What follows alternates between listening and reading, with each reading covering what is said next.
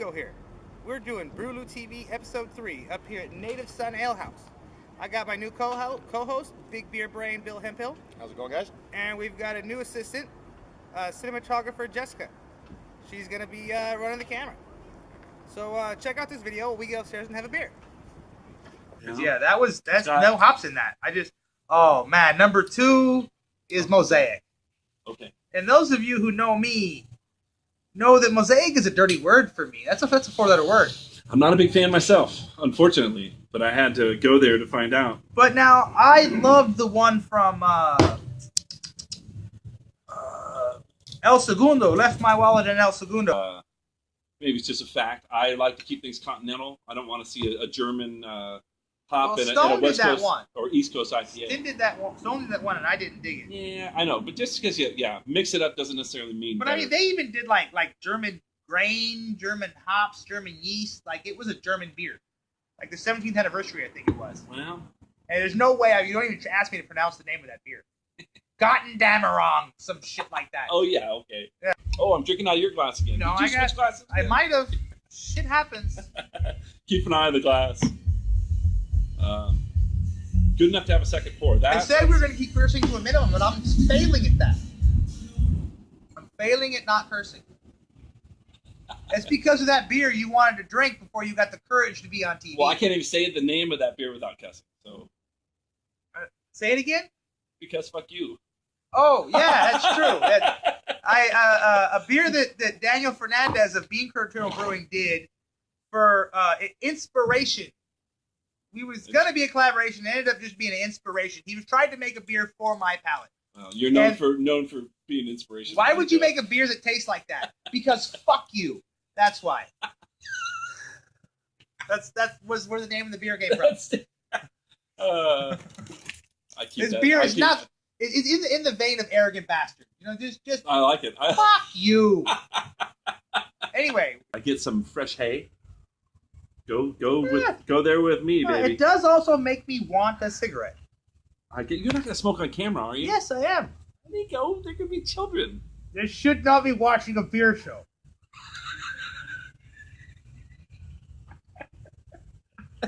You have a valid point. I will concede. It's supposed to be a 21. I mean, I can't control who watches it, but it's intended for a mature audience.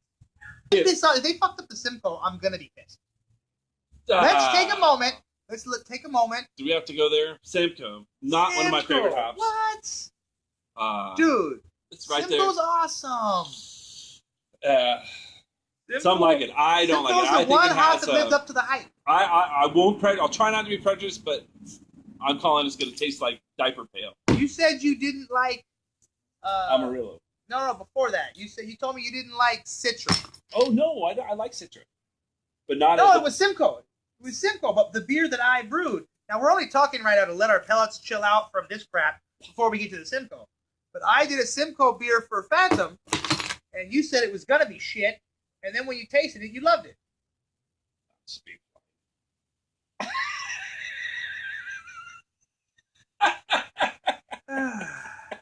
I got choice words for you. No, I'm just kidding. Alright, that last clip was outtakes of a video with me and Brew Capt. But this time, me and Bill, we're down at Native Son, and we're checking out 2 very similar on paper beers, both golden stouts. Yeah, so what golden stout's kind of a controversy. It's kind of a cool thing going on right now. You're talking about that, so it certainly doesn't look like a stout at all. It's not made with any kind of a grain bill that you would normally find in a stout. You're talking about, normally you're going to have roasted or chocolate malt in any kind of a stout recipe, but these don't have that. At least at 120, at least. Yeah.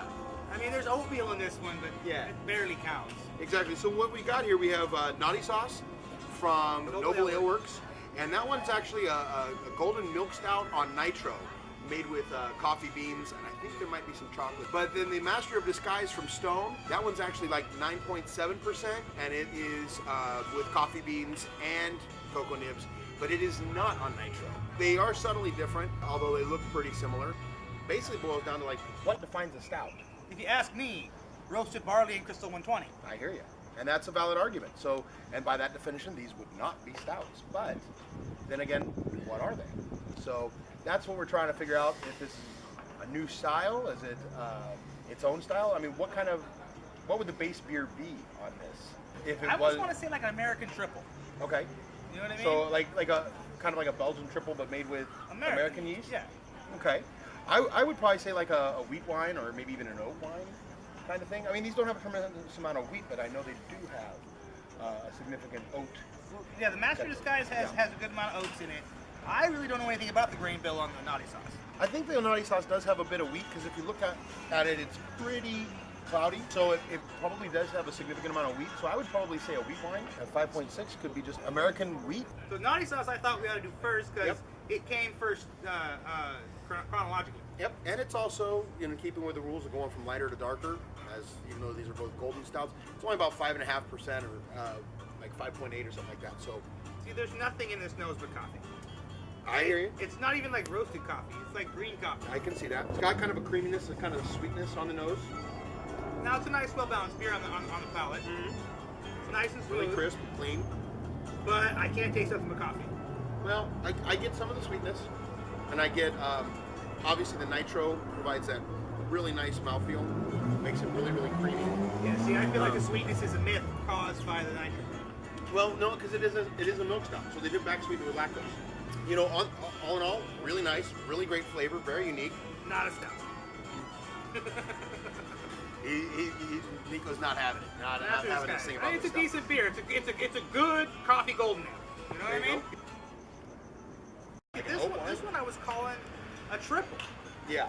Or a Belgian Golden Strong. Yeah. I get so much candy sugar at its nose. Okay. I get what you're saying on that. But that front center over the coffee. That could even be the cocoa nibs though. That's possible. This one's got a little more character going on in the beer. It's a much stronger beer, a lot more malt going on in there.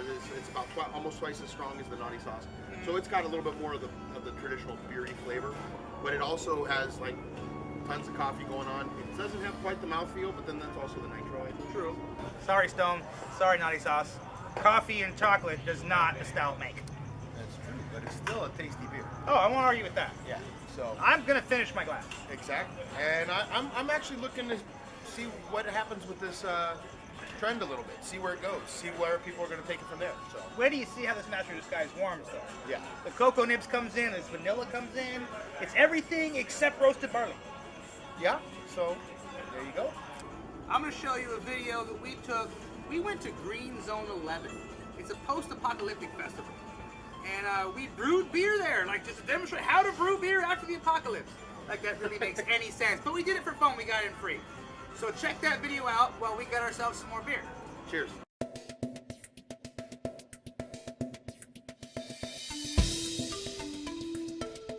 Alright everybody, this is Norman. So what are you brewing today? Rye Pale Session Ale. Sweet. What's the recipe? 7 pounds of pale malt, 1.5 pounds of rye malt, a little bit of crystal, a little bit of pure Munich, and a little bit of caramel malt. And hopsh.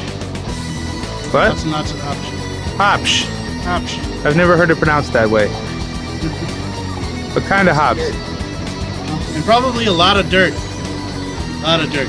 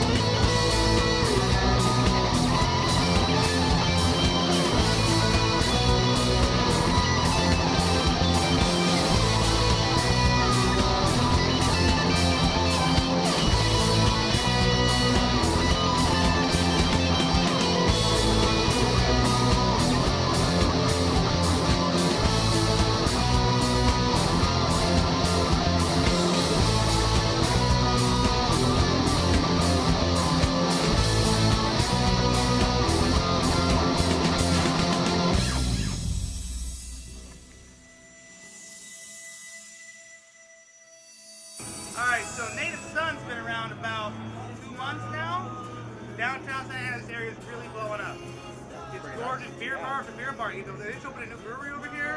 Right on. But trip out on this centerpiece here for the patio area. And Native Son refers to, even though this is a reclaim, they call it gentrification, the area right now. He called it Native Son. He's like, screw you people, I'm from here. There you go. That was the whole point of Native Son. Right on, right on. So we're gonna review the Dickens by, who was it again? This is by Valiant. It is, I believe it is a Nitro Belgian Porter. So that's a pretty crazy blend of styles right there. So that's pretty unique. So I don't know why you would do something like that on Nitro. I think people got a hard on for Nitro right now. well, I would say Nitro is more of a mouthfeel than an actual flavor. I see kind of what you're saying with the Nitro, especially in aroma. I think the dense, creamy, tiny little bubbles, they don't create anywhere near as much aromatics as a regular CO2 beer does. I would definitely agree with that. So I think you're right in terms of it kind of mutes, especially in the aroma, but it's below my palate. okay. I'm picking up a little bit of so I can. I want to blend this back with Master of the Sky. Okay. Because this is the roasted barley that was missing from that one. Yeah, this is a more fun beer. I really miss his Trappist ale. Kratos? Yeah, I think his name was. Oh, that beer was awesome. But, I mean, I'd go into the taste room. I'd order a pint of this. Oh, yeah, definitely. Overall, I think it's a really nice kind of sessionable ale. It's got some pretty unique aspects to it. I'm getting a little bit of the roastiness from the porter. I'm getting a little bit of the Belgian, and then obviously we're getting a ton of the nitro. So I think they set out to accomplish what they set out to do with it, and it's pretty good. I want to see it off nitro. Yeah, no, I was just about to I bet you that Belgian will pop a lot harder off nitro, I bet you. I've noticed, like, what was that one, not Knuckle Sandwich, Black Phoenix. Yeah, Black Phoenix, yeah. You put that on nitro, there's no Chipotle, no coffee. Okay. You know what I mean? Yeah. Whatever's special disappears. I hear you. No, it'd be interesting to put a nitro version and a regular version side by side. I've had a lot of really good stouts that were put on nitro, and it's like, where'd the Chipotle go? Where's the coffee? It disappears behind the nitro every time. So I'm betting you the Belgian's hiding back there. Oh, yeah, there you go. Alright, so our next video is going to be from Redlands. Me and a couple of friends went up to Ritual, and then almost right next door is Wild Donkey. We got some quick shots of the tasting room so you can check the place out. So we're going to show you that video, and then we're going to have another beer.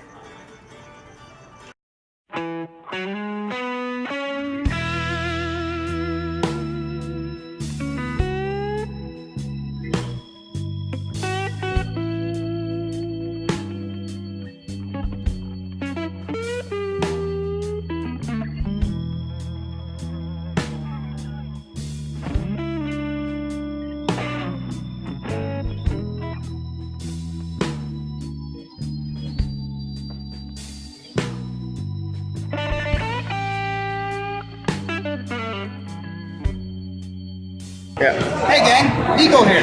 I made my way out to Redlands and I'm checking out Ritual Brewing Company. And I really want to ask you about this bar and these tables. Okay. They are repurposed bowling alleys. It looked like that. Yes. And we like to reuse some of our things. The supports for the tables are actually what our fermenters came shipped in. So, Oh nice, like cricket. yeah, so we repurposed the lanes from a bowling alley that was going out of business, and then we made the supports and the legs for them out of the supports that our fermenters came up with. That's awesome. So I've got the barrel-aged barley wine here. It looks like a big deluxe. It is. Very low stout. Oh, sorry. Sorry, I've already been drinking. Right, that's perfect. That's the correct answer. So, what kind of barrel did it come in? That one is a bourbon barrel. Oh, nice. A series of barrels.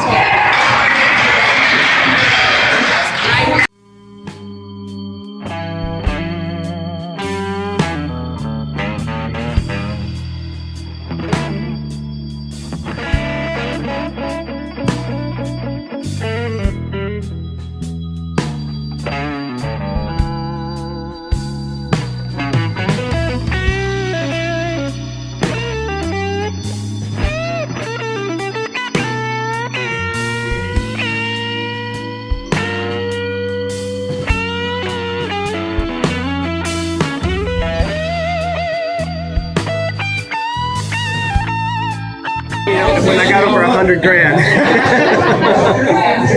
So it takes a lot of money. Plus, we sat empty in here for 6 months paying rent because of the feds and the state. So that just cost us a bunch of money until we got our applications. We couldn't brew anything. So there's money out the door there, plus everything else to build this out, the brew, the cooler, everything else. So yeah, you gotta have some money and you have to sit like a duck and wait for them. What you put in on it. So the federal government and the state, that's what holds everybody up. They don't let you apply for anything till you have a facility and you have it laid out. You gotta give us cosmetics of everything, and then you're sitting duck waiting. So, Bill, what are we drinking?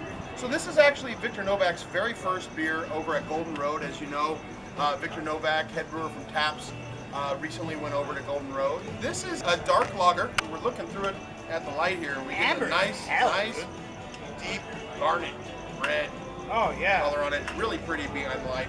So yeah, let's give it and get this a try here. Okay, it's got a little. I hate lager yeast. Okay. It's vegetable. I'm not a huge fan of lager yeast, but if it's done right, especially in something like a darker lager where you got a little bit more flavor going on, you got where the yeast isn't front and center. Exactly. That's the problem with so much of the lagers that are done so light and so clean that the lager yeast really comes through. It's got a nice malt profile. It's really crisp, really clean, really round. The malt works in this. I'm enjoying it. I'm forgiving the yeast. And with the lager yeast, one of the things that I've found with lager yeast is there's no finish really on a lager yeast. Even if you have like an IPL or something where you would normally have, it kind of runs away at the end. It does. Like, it just no linger. Flavor, boom, and it just swallow drops. gone. If this was an ale, we'd probably get a little bit of that toasted malt.